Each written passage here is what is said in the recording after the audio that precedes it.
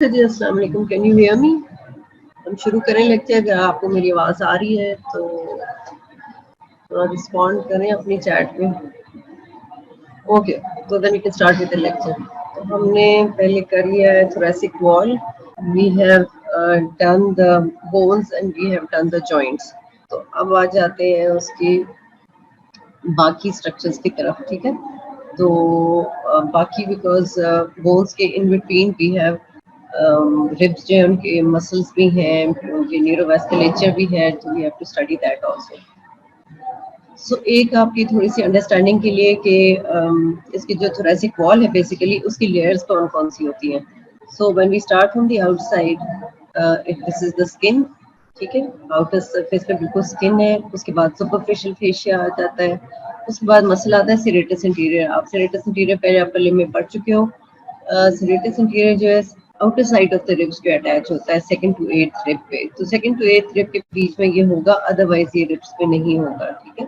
उसके बाद you come to the area जहाँ पे रिब्स आ जाती है। रिब्स के इन बिटवीन ये इंटरकोस्टल मसल्स है। Intercostal is the area which is present in between the ribs. और ये मैंने आपको बताया था कि इंटरकोस्टल जो एरियाज हैं, we have 11 intercostal spaces. First rib के नीचे फर्स्ट इंटरकोस्टल स्पेस होगी, सेकंड के नीचे सेकंड होगी, थर्ड रिब के नीचे थर्ड इंटरकोस्टल स्पेस होगी। तो 12th के नीचे इंटरकोस्टल उसे हम नहीं कह सकते, क्योंकि 12th के नीचे तो कोई रिब नहीं है, तो उसे हम सब कोस्टल स्पेस कहते हैं, ठीक है। तो इसलिए 11th इंटरकोस्टल स्पेसेस होती हैं। जहाँ जहाँ इंटरकोस्टल स्पेस है वहाँ पे इंटरकोस्टल मसल्स भी हैं। सो सुपरफिशियल फेशिया होता है, डीप फेशिया होता है, उसके बाद ये आ जाती है आपके external intercostal muscles, internal intercostal muscles, और फिर इनर मोस्ट इंटरकोस्टल मसल्स भी होते हैं। इनकी अपनी अपनी रीजन्स हैं, ये हम पढ़ते हैं अभी आगे जाके। उसके बाद जो एरिया आता है दैट इज, यहाँ पे पतली सी लेयर होती है लूज कनेक्टिव टिश्यू की, that is called the endothoracic fascia. Endothoracic fascia जो है वो this lies between the innermost intercostal muscle and the parietal pleura. Okay? Pleura is the membrane जो कवर करता है लंग्स को। तो प्लूरा जो है वो एक parietal pleura है which is lining the wall, and then there is visceral pleura which is covering the lungs, ठीक है। ये आगे जाके थोड़ा सा मैं आपको और एक्सप्लेन कर देती हूँ। दूसरी बात ये है कि आप जब पढ़ते हैं thorax, you have studied a few muscles which start from the thorax and they go to the anterior to the limb area, upper limb में जाते हैं, एंटीरियर साइड पे भी और पोस्टीरियर साइड पे भी, ठीक है। तो ये जो मसल्स होते हैं पेक्टोरालिस मेजर है, माइनर है, स्कैपुलर आपके मसल्स हैं, these muscles are axioappendicular muscles. तो these are not essentially attached to the thoracic wall but they are not essentially the thoracic muscles, ठीक है। ये accessory muscles of respiration में count होते हैं, they are not the essential muscles of the thorax. ये जो है anterior and posterior exiopendicular muscles, these are essentially muscles acting on the upper limb. उसके बाद कुछ मसल्स ऐसे होते हैं जो नेक रीजन में अटैच होते हैं, नेक के साथ भी अटैच होते हैं, थॉरस के साथ भी अटैच होते हैं। सो जिस ट्रेपीजियस है आपके पोस्टीरियर साइड पे जो मसल्स थे, ठीक है। तो ये जो मसल्स हैं, स्केलीन मसल्स है, नेक के रीजन से शुरू होता है और रिब्स पे जाके अटैच होता है। तो these are also accessory muscles of respiration, these are not essentially the muscles of the thorax. अच्छा, अब उसके बाद ये हम जब डीप फेशिया पढ़ते हैं तो आपने डीप फेशिया पढ़ा था, थोरैसिक रीजन में पेक्टोरल फेशिया होता है, ठीक है ना। डीप फेशिया सुपरफिशियल फेशिया है, उसके बाद आपके मेमोरी ग्लैंड आता है which is present in the superficial fascia.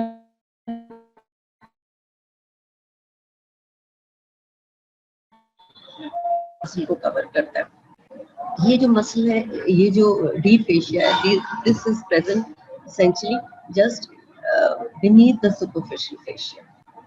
और उसके बाद ये बाकी आ जाती है लेयर्स, आपकी रिब्स आ जाती हैं, रिब्स के साथ इंटरकोस्टल मसल्स हैं।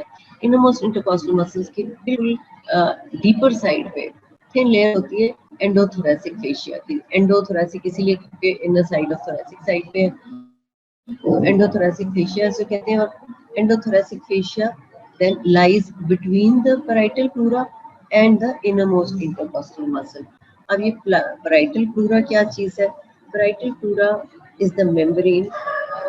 ये आप समझे, अगर इसको मैं आपकी अंडरस्टैंडिंग के लिए बताती हूँ कि दिस इज अ बलून, ठीक है, इन्फ्लेटेड बलून है, इसके अंदर अगर आप पंच करते हैं अपना, ये हैंड है आपका, consider this as the lung.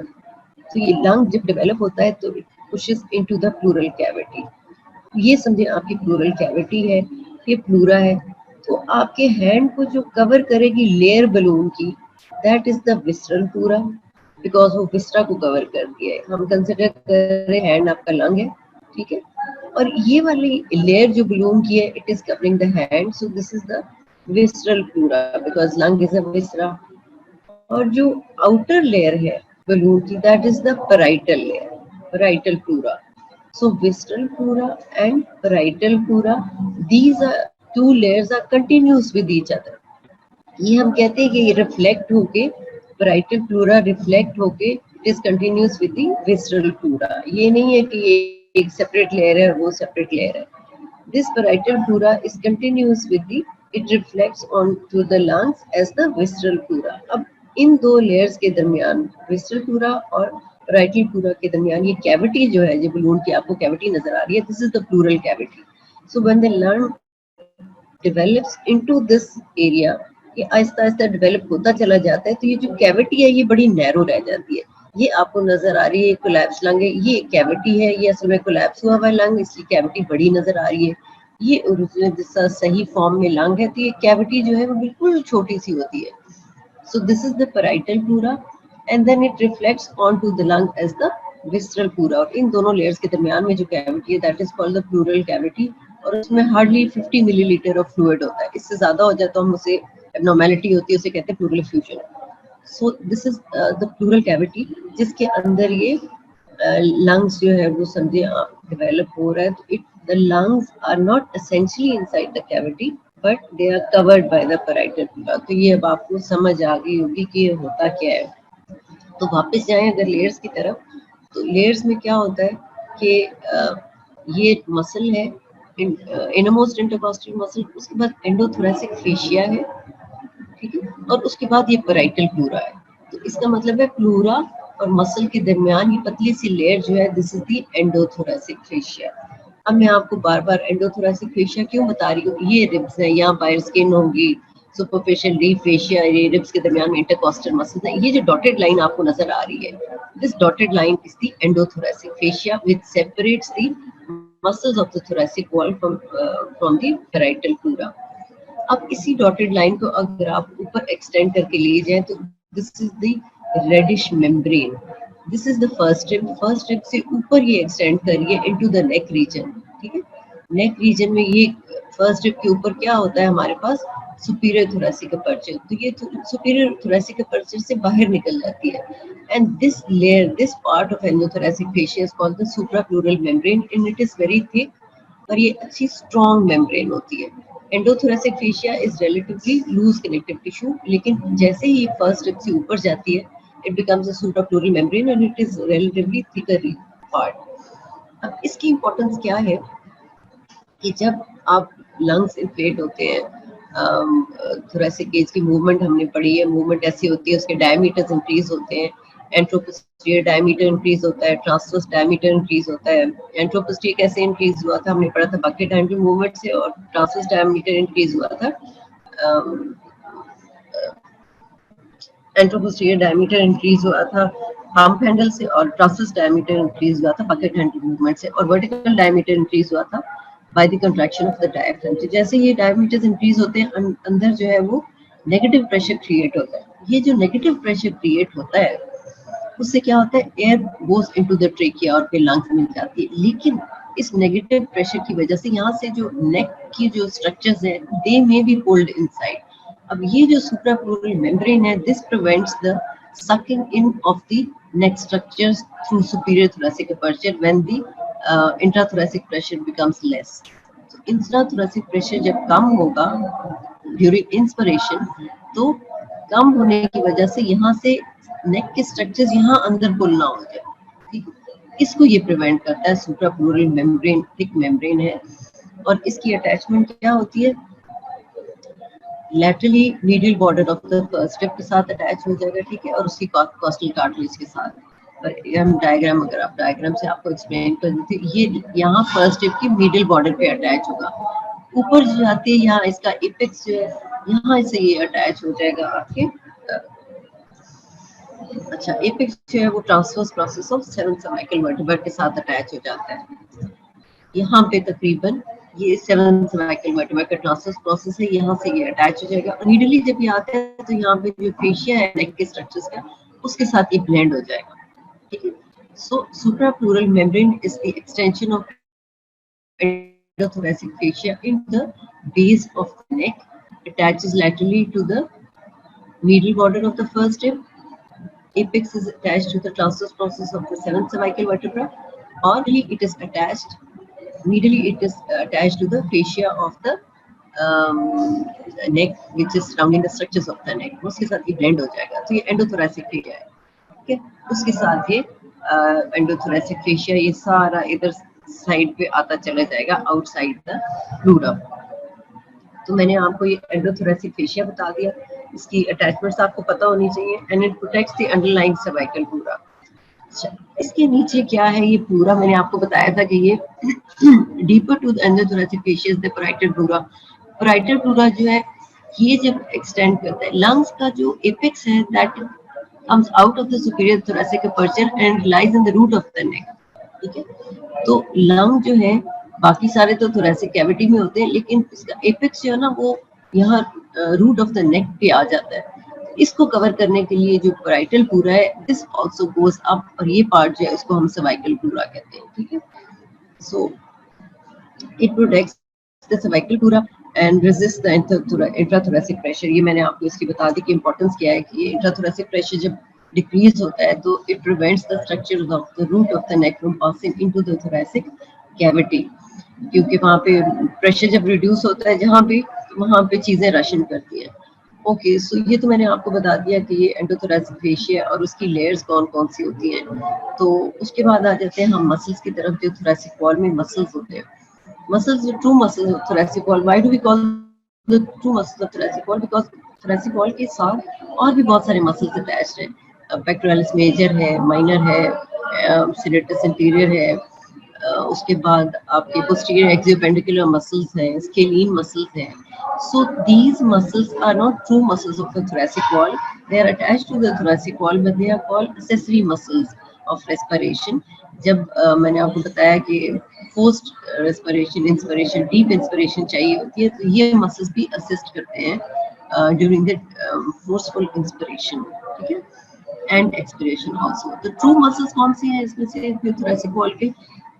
serratus posterior superior and serratus posterior inferior। अभी मैंने आपको बताया कि serratus interior है, हमेशा मैं आपको बताती हूँ अगर serratus इंटीरियर कोई चीज है तो posterior भी जरूर ही होगी, इसीलिए इसको हम serratus इंटीरियर कह रहे हैं।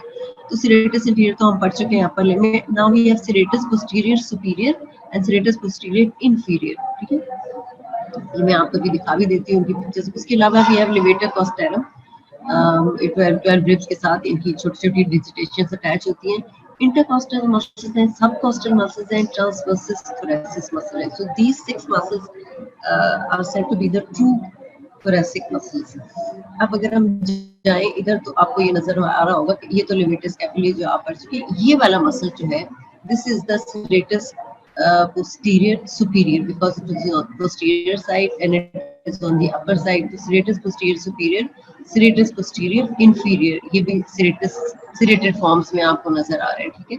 तो ये accessory muscles है, ये muscles lower ribs के साथ attach है, lower 4 ribs के साथ तकरीबन, and they can pull the ribs downwards। और ये वाले जो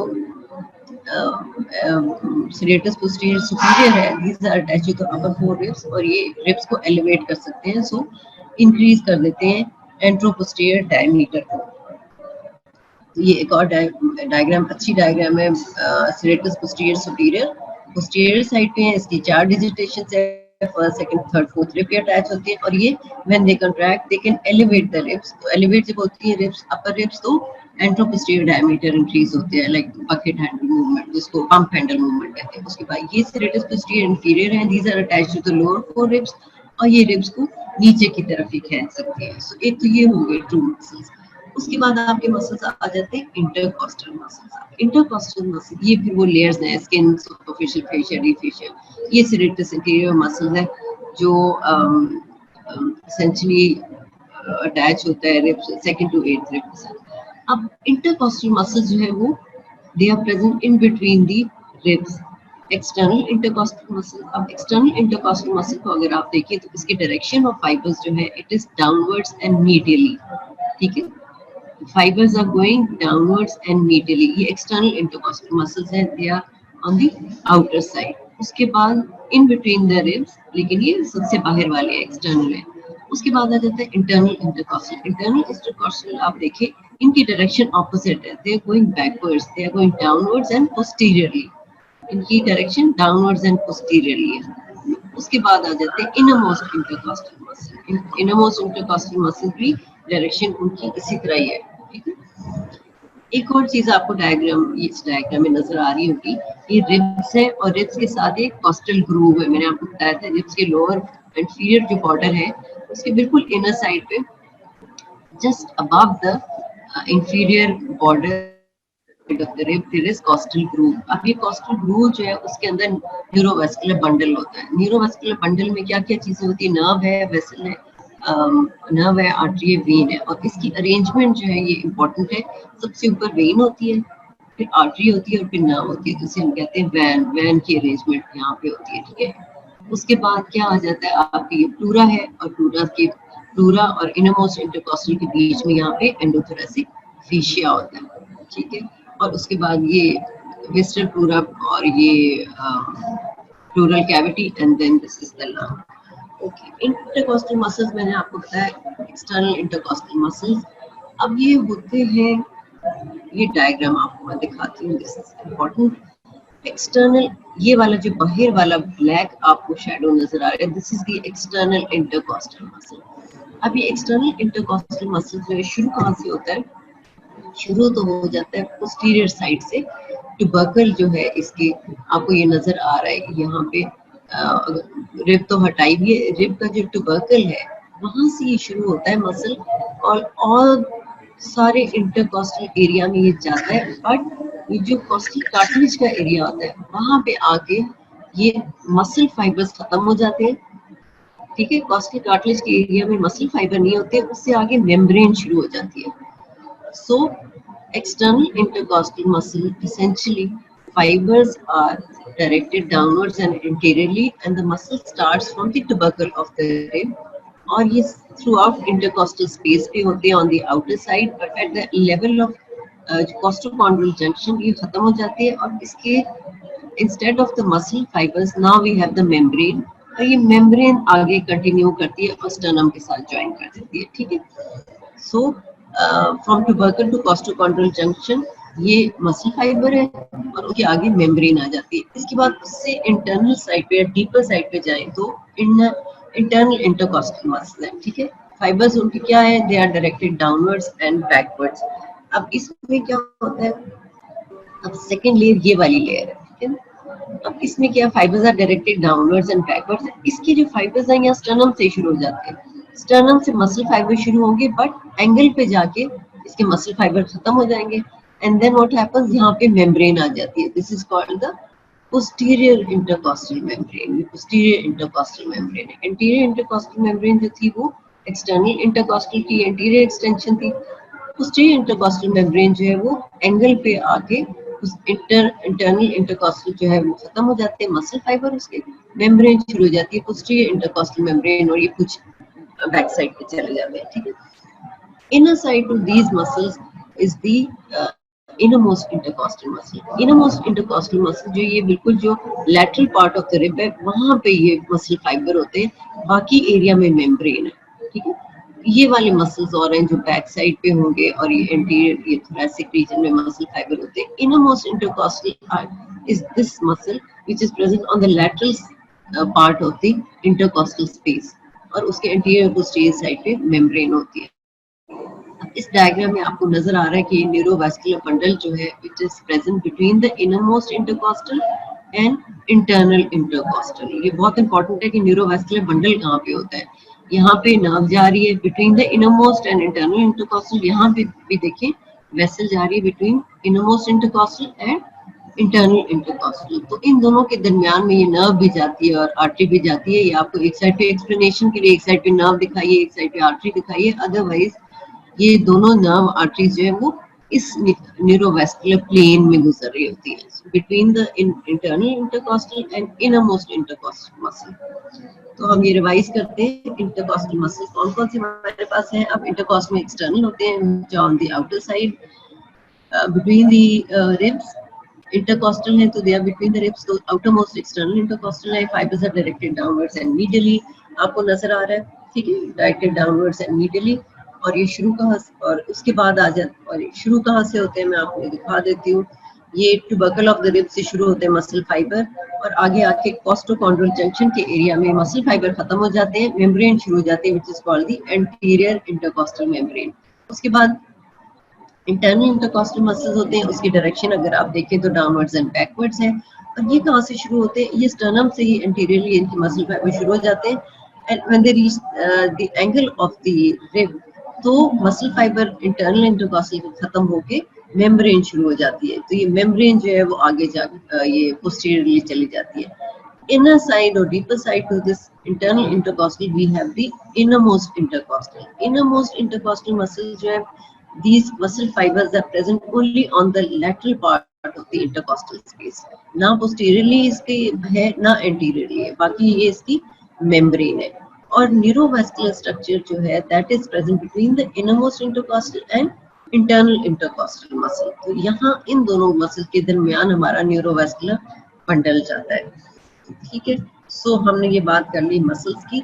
उसके बाद हम बात करते हैं सबकॉस्टल मसल की। अब ये जो मसल्स है सबकॉस्टल क्यों कहते हैं, क्योंकि जो लास्ट रिब है 12th रिब, उसके नीचे जो है that area is called the subcostal area. तो वहाँ पे जो मसल है सिमिलर टू इंटरनल इंटरकॉस्टल, इसकी वही डायरेक्शन है, that is called the subcostal muscle. उसके अलावा हमारे पास एक ट्रांसवर्सिस थोरैसिस। अब मैं सबकॉस्टल मसल आपको दिखाऊं कि वो ये वाले जो मसल्स हैं लोअर रिब्स में होते हैं, ठीक है। दे present on the medial side and on the lower side, lower ribs में होते हैं। तो 9th 10th 11th में के नीचे ये जाएंगे, लेकिन they are attach to the inferior border of the ribs और रिब अबव, और 2-3 रिब्स को स्किप करके ये नीचे चले जाते हैं। इसमें आप देखें कि इस रिब के साथ अटैच है और ये इस रिब को the rib which is lying below it, इसको स्किप करके ये नीचे चला गया, तो इसके साथ जाके अटैच हो जाता है। इट इज नॉट कि जैसे इंटरकॉस्टल मसल्स हैं ये अपर रिब के इंफीरियर बॉर्डर के साथ अटैच होते हैं, लोअर रिब के सुपीरियर बॉर्डर के साथ अटैच होते हैं। ओरिजिनल इंसर्शन आपने पढ़नी है, जैसे आप अपर लिम्ब में पढ़ते हैं, इसकी भी करनी है। लेकिन सबकॉस्टल मसल में क्या होता है कि लोअर रिब्स पे होता है on the medial side, it is attached to the inferior border of the rib and then superior border of 2-3 ribs below that, इसलिए इसको सबकॉस्टल कहते हैं। उसके बाद आप क्या होता है ट्रांसवर्सिस थोरैसिस मसल। ये ट्रांसवर्सिस, अब आप इस डायग्राम में सोचें कि you are inside the thoracic cavity और आप इंटीरियर वॉल की तरफ देख रहे हैं। तो ये आपके स्टर्नम है, you are watching sternum from the inner side of the thoracic cavity. These slips are the transversus thoracic muscle. So these arise from the posterior side of the sternum, और ये arise करते हैं, they go upwards and laterally, और फिर ये ribs के साथ के about 3-4 slips होती हैं और ये ribs के साथ जाके attach हो जाते हैं। अब एक और चीज इम्पोर्टेंट जो इसमें है, एक्सटर्नल इंटरकॉस्टल मसल्स जो है वो एब्डोमिनल मसल्स के एक्सटर्नल ऑब्लिक, जो एब्डोमिनल मसल्स हैं उनकी भी इसी तरह लेयर्स होती हैं, जब हम पढ़ेंगे तो आप देखेंगे। तो एक्सटर्नल इंटरकॉस्टल जो है वो उसके साथ कंटिन्यू करते हैं सॉर्ट ऑफ, इनकी डायरेक्शन ऑफ फाइबर्स भी वही है, डाउनवर्ड्स एंड मीडियली, और वहाँ पे जो एक्सटर्नल मसल होता है एक्सटर्नल ऑब्लिक, उसकी भी यही डायरेक्शन है। Internal intercostal is similar to the internal oblique muscle. अब ये जो ट्रांसवर्सिस थोरैसिस है मसल जो मैंने आपको दिखाया था, या ये एब्डोमेन में होता है ट्रांसवर्सिस एब्डोमिनस मसल, तो ये उसी तरह का मसल है थोरैसिक रीजन में, ट्रांसवर्सिस थोरैसिक मसल। तो अब हम दोबारा एक दफा मसल्स को देख लें तो कौन कौन से थे। एसेंशियली जो हमारे पास 2 मसल्स ऑफ कुछ तो मसल्स थे which are attached to the ribs and they act mostly on the limb region, तो वो ट्रू मसल्स नहीं है, या नेक से शुरू होते हैं थोरैक्स पे आते हैं, तो these are the sort of accessory muscles of respiration. जो ट्रू मसल्स है उसमें serratus posterior superior है, inferior है, उसके बाद levator costarum है, intercostal है जिसमें 3 किस्म के आते हैं, subcostal है और transversus thoracis। तो ये मैंने आपको दिखाया था serratus posterior superior जो अपर रिब्स के साथ अटैच होता है और रिब्स को एलिवेट करता है, एंट्रोपोस्टीरियर डायमीटर इंक्रीज होता है, ये serratus posterior inferior है। उसके बाद हमारे पास यहाँ levator costarum भी आपको नजर आ रहे हैं, ये 12 छोटी छोटी स्लिप्स हैं जो रिब्स के साथ अटैच्ड हैं, ठीक है। और ये muscles generally they are not essential to respiration. These muscles have proprioceptive function. What is proprioceptive function? Proprioceptive function ये होता है कि ये it takes certain information back to the central nervous system और वो बताता है कि मसल किस पोजीशन में है, ठीक है। सो ये जब आप नर्वस सिस्टम पढ़ेंगे तो आपको समझ आ जाएगी कि प्रोप्रियोसेप्टिव जो मसल की कंडीशन को बताता है कि मसल जो है वो इस वक्त किस फॉर्म में है, किस पोजीशन में है, ये सारी बातें बताता है। सो ये मैंने आपको लेयर्स बता दी। इंटरकॉस्टल मसल की जो लेयर्स होती हैं उनमें क्या क्या होता है। outermost layer है external intercostal fibers go downwards and medially, internal intercostal muscles go downwards and backwards, इनोमोस्ट जो है उनकी एसेंशियल यही होती है डायरेक्शन, ठीक है। तो इंटरकॉस्टल मसल्स है और इंटरकॉस्टल मसल्स कहाँ से लेके कहाँ तक होते हैं, जो मसल फाइबर एक्सटर्नल इंटरकॉस्टल के होते हैं, they start from the tubercle of the rib which is on the posterior side, और ये सारे इंटरकॉस्टल स्पेन में मसल फाइबर्स होते हैं, इनकी direction downwards and medially. At the level of costochondral junction muscle fibre खत्म हो जाता है, मेम्ब्रेन शुरू हो जाती है which is the anterior intercostal membrane. Deeper to this is the internal intercostal जिसके मसल फाइबर जो है sternum से शुरू हो जाते हैं intercostal region में, and when they reach the angle of the rib तो मसल फाइबर खत्म हो जाता है, posterior intercostal membrane शुरू हो जाती है जो चली जाती है back side पे।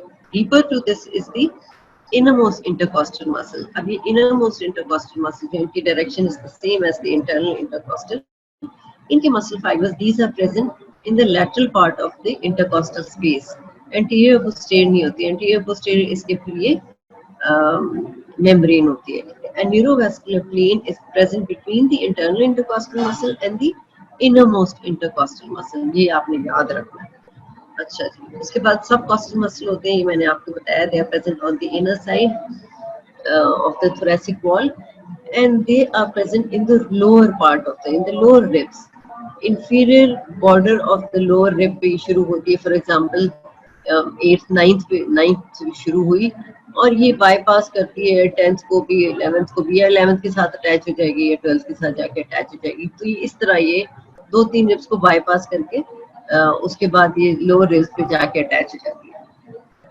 Then we have transversus abdominal transversus thoracis muscle which is present which rises from the posterior surface of the sternum, और 2-3 स्लिप्स हैं, they go upwards and laterally और ribs के साइड पे ये अटैच हो जाती है। ये डायग्राम बड़ा अच्छा दिया हुआ है, यहाँ पे भी A shows the direction of external intercostal downwards, B shows the direction of the internal intercostal as well as the innermost intercostal, ठीक है। ये वाला सी जो है इसी का इंटरकॉन्ट्रल पार्ट है, क्योंकि ये स्टार्ट ही मसल फाइबर्स यहाँ से हो जाता है, तो ये इसी का पार्ट है, इंटरकॉन्ट्रल पार्ट है। तो अच्छा जी, अगर हम नर्व्स की तरफ आ जाए तो ये हमने मसल्स पढ़ लिए, अब न्यूरोवास्कुलेचर पढ़ देते हैं। अब नर्व्स जो है आपको पता है कि स्पाइनल नर्व्स जो ब्रेकियल प्लेक्सस मैंने आपको बताया था, तो हमने पढ़ी थी कि स्पाइनल नर्व्स कितनी होती हैं, 8 होती हैं सर्वाइकल रीजन में, उसके बाद 12 होती है थोरैसिक रीजन में। और स्पाइनल नर्व बनती कैसे है ये भी मैंने आपको बताया था, दोबारा बता दे। ओके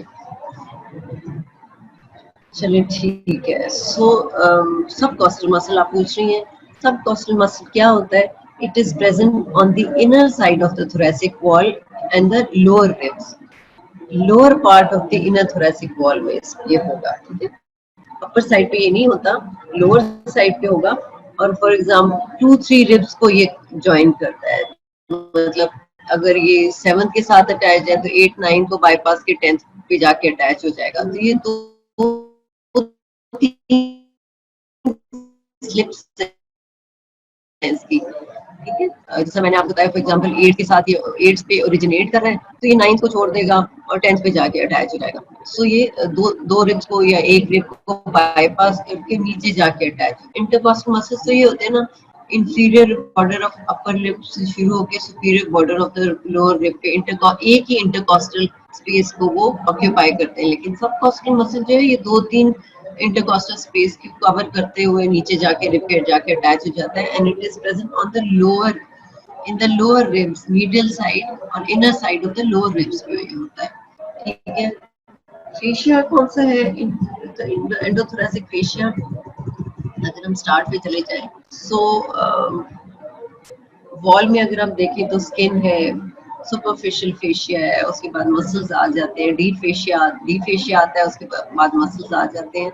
एक तो वो डीप फेशिया हुआ ना जो जिसका पेक्टोरालिस मेजर को कवर कर रहा है, पेक्टोरालिस माइनर को कवर कर रहा है, ये डीप फेशिया हुआ इसके वॉल का। लेकिन वी हैव अनदर फेशिया जो which is present on the inner side of the internal intercostal muscle. अब आपको पता चल गया इंटरकॉस्टल मसल्स इंटरकॉस्टल स्पेस में होते हैं, एक्सटर्नल होते हैं, इंटरनल होते हैं और इनर मोस्ट होते हैं। इनर मोस्ट की इनर साइड पे, डीपर साइड पे पतली सी लेयर होती है लूज कनेक्टिव टिश्यू की, which is the endothoracic fascia. This endothoracic fascia, ये अगर आप समझे ये पतली सी लेयर जा रही है, ये endothoracic fascia. This endothoracic fascia, ये dotted line lies between the innermost intercostal and the parietal pleura. तो प्लूरा जब प्लूरा की लेयर आती है उसके बाहर एंडोथोरेसिक फेशिया होता है और फिर इनरमोस्ट इंटरकॉस्टल मसल आता है। तो ये डॉटेड लाइन जो है ये एंडोथोरेसिक फेशिया है। Outer side of the parietal pleura, ये सारा एंडोथोरेसिक फेशिया होगा। अब ये एंडोथोरेसिक फेशिया फर्स्ट स्टेप पे आके क्या होता है, यहाँ थिक हो जाता है। वैसे तो ये लूज कनेक्टिव टिश्यू है, लेकिन इस एरिया में आके at the region of the superior thoracic aperture ये थिक हो जाता है and it covers the apex of the lung and the cervical pleura. ये जो एपेक्स ऑफ द लंग है, this projects out from the superior thoracic aperture, थोड़ा सा root of the neck तक चला जाता है। तो लंग को कवर करता है। ये जो आपको येलो लाइन नजर आ रही है सर्वाइकल प्लूरा, पैराइटल प्लूरा का पार्ट है। जब हम प्लूरा पढ़ेंगे तो आपको पता चलेगा कि इसको कवर तो करना है पैराइटल प्लूरा में। तो ये जो येलो लाइन है ये पैराइटल प्लूरा का पार्ट है, which is called the cervical pleura because it is covering the cervical region और the apex of the lung. तो endothoracic fascia is outside the parietal pleura. तो ये एंडोथोरेसिक फेशिया का जो part which is covering the apex of the lung is the suprapleural membrane. अब ये सुप्राप्लूरल membrane बहुत thick होती है, स्ट्रांग होती है। Laterally it is attached to the medial border of the first rib. Apex जिसका अटैच होता है transverse process of the 7th cervical vertebra. 7 हमारे पास सर्वाइकल वर्टेब्रा होते हैं और उसके बाद फर्स्ट थोरेसिक शुरू हो जाते हैं। तो 7th सर्वाइकल वर्टेब्रा का जो ट्रांसवर्स प्रोसेस होगा इसके एपेक्स अटैच होगा और मीडियली ये यहाँ जाके जो नेक के स्ट्रक्चर्स हैं उनके जो फेशिया उसके साथ ब्लेंड हो जाता है। इसकी इंपॉर्टेंस क्या है सुप्राप्लूरल मेम्ब्रेन की? एक तो ये एपेक्स ऑफ द लंग को प्रोटेक्ट करता है, ठीक है, इन द नेक रीजन। और दूसरी क्या चीज है, it prevents the sucking in of structures during the inspiration phase. जब इंस्पिरेशन होती है डायमीटर्स थोरेसिक कैविटी के सारे इंक्रीज हो जाते हैं तो inside the thoracic cavity negative pressure develop होता है। इस नेगेटिव प्रेशर में क्या है, थिंग्स टेंड टू सक इन। नेगेटिव प्रेशर में हमेशा चीजें अंदर सक इन होती हैं, लेकिन ये सुप्राप्लूरल मेम्ब्रेन जो है ये नेक के स्ट्रक्चर्स को प्रिवेंट करता है सक in during the inspiration phase, ठीक है। तो ये हमारा हो गया एंडोथोरेसिक फेशिया और उसकी सुप्राप्लूरल मेम्ब्रेन। उसके बाद ट्रू मसल्स आ जाते हैं। मसल्स हमने कर लिए हैं। नर्व्स अगर आप कहें तो हम नर्व थोड़ा सा मैं स्टार्ट कर देती हूँ बिकॉज फिर वो न्यूरोवेस्कुलेचर हमने पढ़ना है अलग। स्पाइनल नर्व में थोड़ी सी आपको एक्सप्लेन कर दूं कि स्पाइन जो है, स्पाइन से नर्व जो निकलती है, मैंने आपको बताया था ब्रेकियल प्लेक्सस से स्पाइन नर्व बनती कैसे है। एक इसका पोस्टीरियर रूट होता है, एक इसकी एंटीरियर रूट होता है। अब एक किसी एक सेगमेंट ऑफ स्पाइनल कॉर्ड का, स्पाइनल कॉर्ड जो है एक कंटिन्यूअस पूरी एक सेंट्रल नर्वस सिस्टम का पार्ट है। इसमें सेगमेंट्स एज सच ग्रॉसली कोई ऐसी चीज नहीं है कि जो उसको डिमार्केट करे कि एक सेगमेंट से दूसरा सेगमेंट है, तीसरा सेगमेंट है। लेकिन जैसे जैसे स्पाइनल नर्व निकलती है तो उसकी हम सेगमेंटेशन हमें पता चलती है, physiological segmentation, it is not anatomical कोई क्रॉस, वहां पे कोई ऐसी चीज नहीं है कि एक मेम्ब्रेन हो जो एक सेगमेंट को दूसरे से सेपरेट करती है, ऐसा नहीं है, कंटिन्यूअस है, लेकिन हर एरिया से, हर सेगमेंट से एक spinal nerve from right and from the left side दोनों एक पेयर निकलता है। अब इसके पोस्टीरियर साइड से या डॉर्सल साइड से एक रूट आता है विच इज प्योरली सेंसरी, मैं आपको सारी बातें पहले बता चुकी हूँ।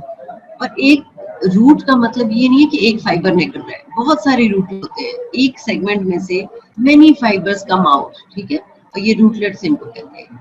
एंटीरियर साइड से रूटलेट आएगा, interior rootlet, many fibres come out and these are purely motor. Posterior side पे प्योरली सेंसरी, एंटीरियर साइड पे purely motor, they join each other and this forms a spinal nerve. Spinal nerve जो है वो, ये आपको vertebra नजर आ रहा है, जो इसकी बॉडी है ये वर्टेब्रल फोरामेन है जिसके अंदर स्पाइनल कॉर्ड पड़ा हुआ है, ठीक है, इसमें से पोस्टीरियर रूट निकल रहा है, इंटीरियर रूट स्पाइनल नर्व बन जाती है और फिर ये इंटरवर्टेब्रल फोरामेन में से बाहर निकलती है। जब ये बाहर निकलती है तब क्या होता है कि वहां पे ये डिवाइड कर, अब इनको हम कहते हैं rami, posterior ramus, interior ramus, one is ramus, two are rami, तो ये पोस्टीरियर रेमस हो गया, इंटीरियर रेमस हो गया। ये जो ये रूटलेट्स हैं, posterior root purely sensory, anterior root purely motor, लेकिन जब ये कंबाइन करके स्पाइनल नर्व बनता है उसके बाद जब इसकी ब्रांचेस आती है, पोस्टीरियर ब्रांच या पोस्टीरियर रेमस, इसमें सेंसरी मोटर दोनों होती है नर्व फाइबर्स, जो इंटीरियर है इसमें सेंसरी मोटर दोनों होती है नर्व फाइबर्स। ये सारी चीजें रिपीटेशन है जो मैं आपको पहले बता चुकी हूँ सारी। अब स्पाइनल नर्व जो थोरेसिक रीजन में होती है, थोरेसिक स्पाइनल नर्व्स 12 होंगी जाहिर है। अब थोरेसिक स्पाइनल नर्व्स जो है ये पोस्टीरियर रेमस जो होता है इसका बैक साइड पे चला जाएगा, it is going to go on the posterior side, और ये पोस्टीरियर साइड पे जो पोस्टीरियर बॉडी वॉल के मसल्स हैं उनको सप्लाई करेगा, प्लस वहाँ पे जो जॉइंट्स होते हैं इसके जो थोरेसिक रीजन के जो वर्टिब्रा के उनको सप्लाई करता है, जो आपको बताया था ज़ाइगोपोफिजियल जॉइंट्स जो which are joints present between the vertebra, तो बॉडी का जॉइंट होता है, okay, all together we join one vertebra with the next vertebra, vertebra above and the vertebra below, ठीक है। तो ये जो पोस्टीरियर रेमस होता है, this posterior ramus supplies the muscles of the posterior body wall, vertebral joints को भी supply करती है, प्लस इसने स्किन को भी सप्लाई करना होता है, ठीक है, जो पोस्टीरियर बॉडी वॉल की स्किन है उसको भी सप्लाई करना है, तो ये पोस्टीरियर रेमस है। जो इंटीरियर रेमाए होते हैं, ठीक है, इंटीरियर रेमस जो है थोरेसिक स्पाइनल नर्व्स की बात कर रहे हैं, जो इंटीरियर रेमाए है वो इंटरकॉस्टल नर्व बनाते हैं। अब आपको पता है कि T1 जो है, T1 वो चला जाता है ब्रेकियल प्लेक्सस पे, T1 जो स्पाइनल नर्व है वो ब्रेकियल प्लेक्सस में जाती है, उसको निकलती है फिर थोरेसिक पर्चे से निकल के बाहर से वो ब्रेकियल प्लेक्सस में ज्वाइन कर देती है। तो जो नर्व है उसकी ब्रांच एक होती है लैटरल क्यूटेनियस, वो भी जाके सप्लाई करती है इंटरकॉस्टोब्रेकियल नर्व, हमने पढ़ी थी, जो medial side of the arm, upper part of the medial side of the arm को सप्लाई करती है इंटरकॉस्टोब्रेकियल नर्व, अगर आपको याद हो तो ये T2 की ब्रांच होती है, T2 की लैटरल क्यूटेनियस ब्रांच है, ये लैटरल क्यूटेनियस ब्रांच है जो अपर लिम्ब में upper part of the medial side of the arm को सप्लाई करती है, और ये इसकी बड़ी इंपॉर्टेंस है, ये भी मैंने आपको बताया था कि इस यही नर्व है जो it forms the reason for pain in the medial side of the arm during the heart attack, cardiac infarction होता है तो यहाँ होती है बिकॉज ये it is part of thoracic nerve, और thoracic nerve, upper thoracic nerve जो है वो हार्ट को भी सप्लाई करती है, तो ये रेफर्ड पेन जो है वो आर्म के रीजन में जाती है, इनर साइड, तो जो आर्म में कहते हैं ना लेफ्ट साइड पे बाजू में दर्द हुआ, upper part of the middle side of the arm में दर्द हो, तो that can be a referred pain of the myocardial infarction or the heart attack। तो ये T2 वाली नर्व जो है वो यहाँ पे सप्लाई करती है, T1 जो है वो ब्रेकियल प्लेक्सस में चली जाती है। अब 12 pairs of thoracic spinal nerves हैं, ठीक है ना। तो पहली चली गई मैंने आपको बताया कि ब्रेकियल प्लेक्सिस में चली गई। Mix thoracic spinal divide into anterior posterior में सब आपको बता चुकी हूँ।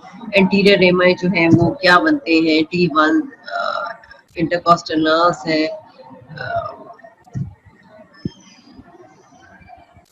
and the anterior ramus of the T12 forms the subcostal nerve. अच्छा जी, अब नर्व्स जब हम पढ़ते हैं तो टिपिकल और एटिपिकल है। ribs, the typical ribs and atypical talking about the same cases anyway. अच्छा, तो क्या होता है कि टिपिकल इंटरकॉस्टल नर्व्स और एटिपिकल इंटरकॉस्टल नर्व्स हैं। ये टिपिकल जो है 3rd to 6th टिपिकल है, वाइट रीजन में सप्लाई नहीं कर, वो ब्रेकियल प्लेक्सस में चली गई। आपको पता है ना ब्रेकियल प्लेक्सस की रूट वैल्यू क्या थी, C5 से लेके T1। तो T1 क्या है, फर्स्ट जो है वो थोरेसिक स्पाइनल नर्व है,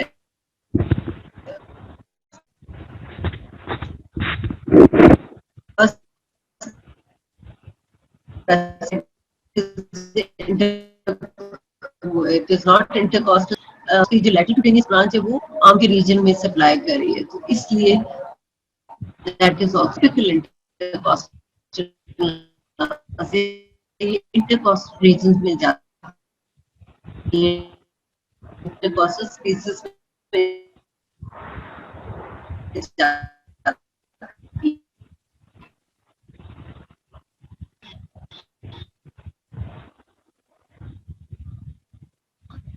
कंट्रीज में इसमें जा रही होती है तो ब्रांच देती है जो लोअर रिब के सुपीरियर मार्जिन में चली जाती है, that is a collateral branch. फिर एक लैटरल क्यूटेनियस ब्रांच जो मिड एक्सिलरी को दिखाऊं तो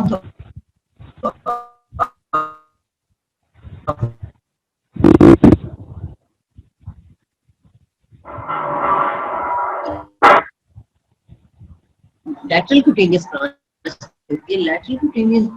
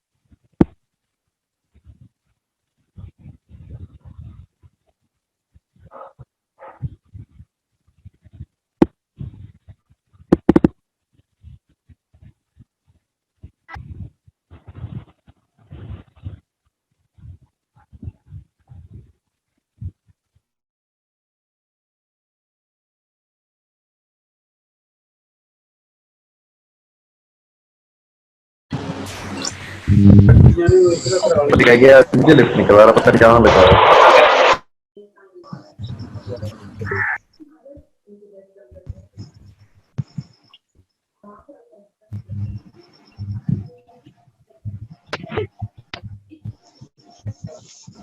होती है और superior margin of lower rib पे चली जाती है। फिर लैटरल क्यूटेनियस ब्रांच है जो मिड एक्सिलरी लाइन पे स्टार्ट होती है, इसकी राइज करती है।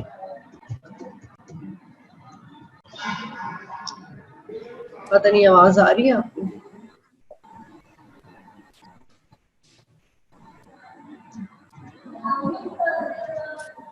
क्या होता है, मिड एक्सिलरी लाइन पे लैटरल क्यूटेनियस ब्रांच है, मसल्स को पियर्स करती है एज इट कम्स आउट, ये पोस्टीरियर और एंटीरियर ब्रांचेस में डिवाइड हो जाती है। ये आपको नर्व आती नजर आती है, जब नर्व आती है पैराइटल प्लूरा को भी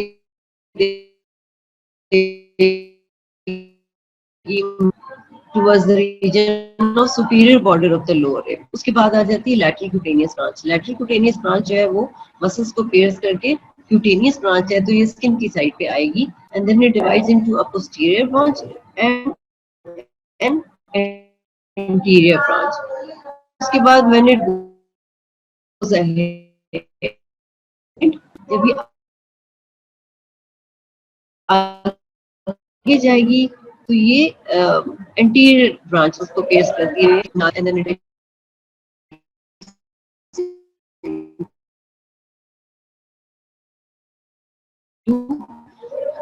ये इसकी एंटीरियर, यहाँ इंटरकॉस्टल नर्व खत्म होगी, ये इसकी एंटीरियर ब्रांच है, ये डिवाइड हो जाती है into a medial branch and a lateral branch. तो ये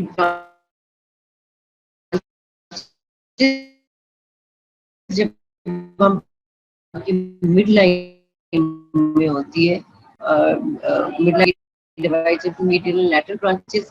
एक इसकी कोलैटरल ब्रांच होती है जो एंगल ऑफ द रिब्स पे निकलती है, तो ये इसकी कुछ ब्रांचेस है। मस्कुलर ब्रांचेस उसने इंटरकॉस्टल प्लूरल सेंस ब्रांचेस हैं जो ये पैराइटल प्लूरा को देती है, ठीक है।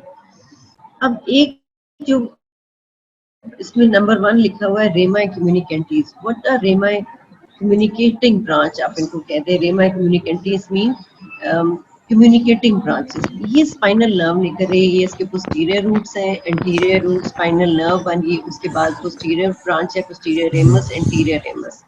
अब ये एंटीरियर रेमस जो है इसके अंदर सिंपैथेटिक फाइबर्स भी होते हैं। आपको पता है कि सिंपैथेटिक फाइबर्स जो है स्टार्ट कहाँ से होते हैं, आप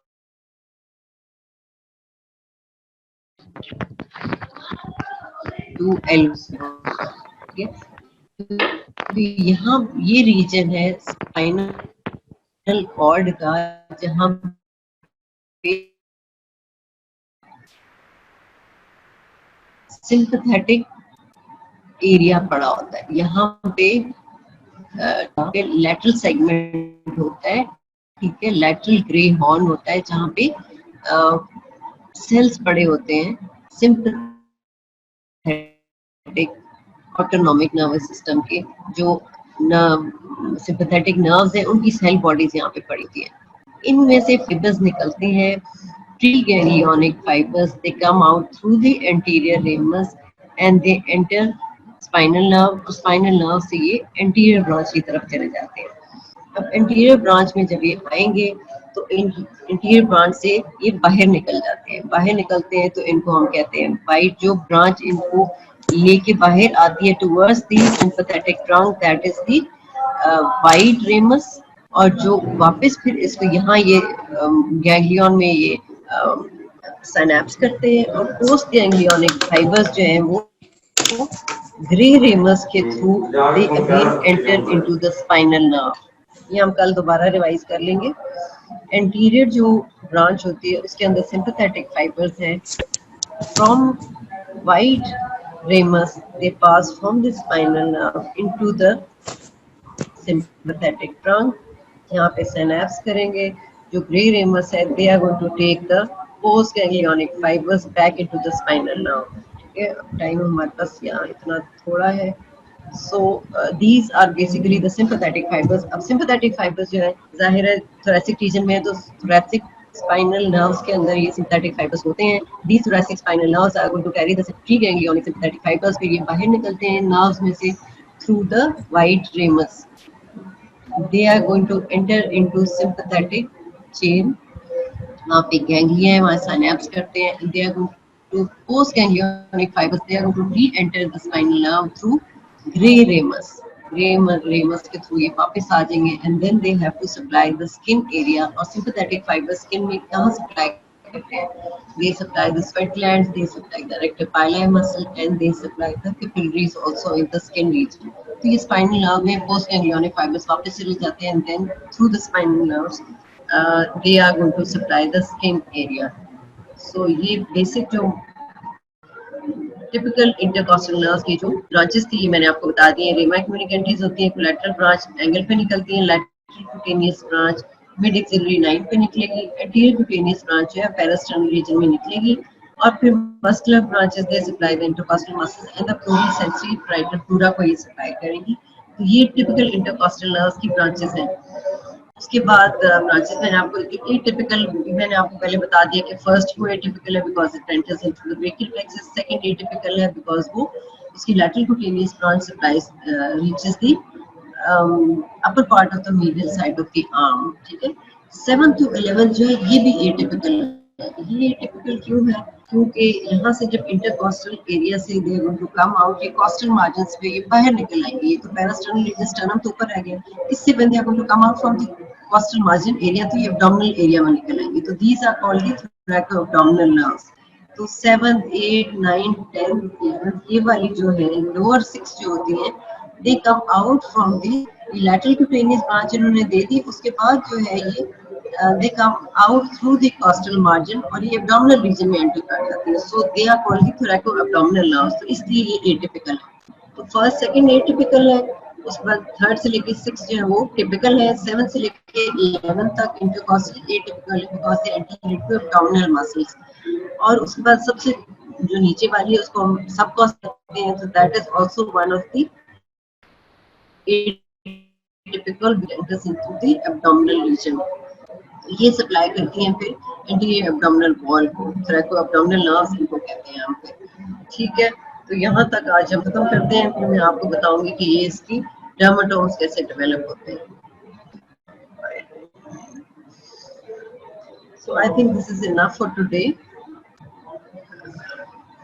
कल हम नर्व्स दोबारा रिवाइज कर देंगे। फर्स्ट क्यों एटिपिकल है? बिकॉज फर्स्ट तो ब्रेकियल प्लेक्सस में चली गई ना, वो थोरैक्स को तो सप्लाई नहीं कर रही। So that is atypical. Second atypical इसलिए बिकॉज उसकी लैटरल क्यूटेनियस ब्रांच जो है, ये वाली जो ब्रांच है that goes towards the upper part of the medial side of the arm. वो भी मीड आपने पढ़े हैं क्यूटेनियस नर्व सप्लाई और डर्मेटोम, वो medial part of the arm को सप्लाई कर रही है, तो थोरैक्स को तो सप्लाई नहीं कर रही, इसलिए वो एटिपिकल है। ठीक है, तो ये दो एटिपिकल है हमारे पास। Okay, I think we leave this for today. अब नेक्स्ट जो हमारा मंडे को लेक्चर होगा तो देखते हैं उसमें हम कंटिन्यू करते हैं। ठीक है।